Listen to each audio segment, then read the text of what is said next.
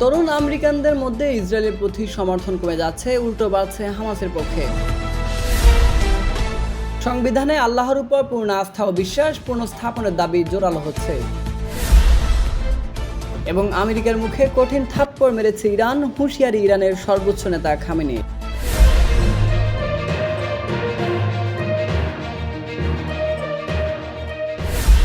জাতীয় ঐকমত্য কমিশনের দ্বিতীয় ধাপের চলমান সংলাপে দেশের ইসলামিক ও রক্ষণশীল রাজনৈতিক দলগুলো সংবিধানে ধর্মীয় মূল্যবোধ ও সংখ্যাগরিষ্ঠ মানুষের আকাঙ্ক্ষার প্রতিফলন রাখার দাবিতে একজোট হয়েছে।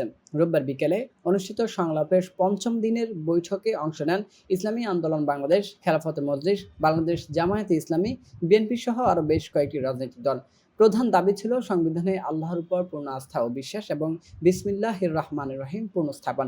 ইসলামী আন্দোলন বাংলাদেশের মুখপাত্র গাজী আতাউর রহমান বলেন, স্বাধীনতার ঘোষণাপত্রে থাকা তিনটি বিষয় সাম্য, মানবিক মর্যাদা ও সামাজিক সুবিচার সংবিধানে রাখা যেতে পারে। তবে যদি গণতন্ত্র রাখতে হয় তাহলে আল্লাহর উপর পূর্ণ আস্থা ও বিশ্বাস পুনরায় সংযোজন করতে হবে। তিনি দাবি করেন, ৭২-এর সংবিধানের মূলনীতি জনগণের রায় ছাড়া প্রণয়ন করা হয়েছিল এবং দেশের ধর্মীয় ও সামাজিক বাস্তবতার সঙ্গে তা সামঞ্জস্যপূর্ণ নয়। বাংলাদেশ জামাতে ইসলামীর নায়েবে আমির ডক্টর সৈয়দ আবদুল্লাহ মোহাম্মদ তাহের বলেন, অধিকাংশ রাজনৈতিক দলই সংবিধানের ধর্মীয় মূল্যবোধ পুনঃস্থাপনের পক্ষে। কেবল মুষ্টিগত বামপন্থী দল, বিশেষ করে পিসিবি এর বিরোধিতা করছে। বিশ্ব রাজনীতিতে যুক্তরাষ্ট্রের অবস্থান সবসময় ইসরায়েলপন্থী হিসেবে পরিচিত। তবে হার্ভার্ড বিশ্ববিদ্যালয় ও হ্যারিস পোলের এক যৌথ জরিপে উঠে এসেছে এক নতুন চিত্র। গত ২ বছর আমেরিকানদের মধ্যে ইসরায়েলের প্রতি সমর্থন ৮০% নেমে ৭৫% এসেছে। অন্যদিকে ইসরায়েলের বিরোধিতার হার বেড়ে দাঁড়িয়েছে ৩০%। আরও বিস্ময়কর তথ্য উঠে এসেছে ১৮ থেকে ২৪ বছর বয়সী তরুণদের মধ্যে। এ বয়সীদের মধ্যে অধিকাংশই হামাসের সমর্থন করেছে, যা ইসরায়েলের চেয়ে অনেক বেশি।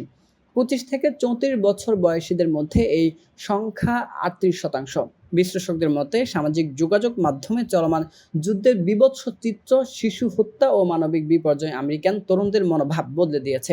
বিশেষজ্ঞদের ধারণা, এই প্রবণতা ২০২৫ ও ২০২৬ সালের মার্কিন প্রেসিডেন্ট নির্বাচনের আগাম বার্তা হিসেবেও বিবেচিত হতে পারে। ইসরায়েলের সঙ্গে সাম্প্রতিক ১২ দিনের যুদ্ধে যুক্তরাষ্ট্র সরাসরি ইসরায়েলকে সহযোগিতা করেছে বলে অভিযোগ করেছেন ইরানের সর্বোচ্চ নেতা আয়াতুল্লাহ আলী খামেনি। তিনি বলেন, যদি যুক্তরাষ্ট্র যুদ্ধ না করত, ইসরায়েল ধ্বংস হয়ে যেত। তবে তারপরেও তারা ব্যর্থ হয়েছে। বরং ইসলামী প্রজাতন্ত্র ইরান বিজয় অর্জন করেছে এবং আমেরিকার মুখে এক কঠিন থাপ্পড় দিয়েছে। ইরানের সশস্ত্র বাহিনী যে শত্রুদের ডিফেন্স সিস্টেম অতিক্রম করে সরাসরি প্রাণকেন্দ্রে আঘাত হেনেছে তা বিশ্ববাসী প্রত্যক্ষ করেছে। তিনি আরো বলেন, আমাদের জাতি আত্মসমর্পণ করবে না। যদি কে আগ্রাসন চালায় তাহলে তাদের চড়া মূল্য দিতে হবে। তার মতে, ইসরায়েল কখনোই ভাবেনি যে ইরান থেকে এমন আক্রমণ আসবে। এ বক্তব্যে ইরান ইসরায়েলের যুদ্ধ পরিস্থিতিকে আরো উত্তপ্ত করে তুলছে বলে বিশ্লেষকদের ধারণা।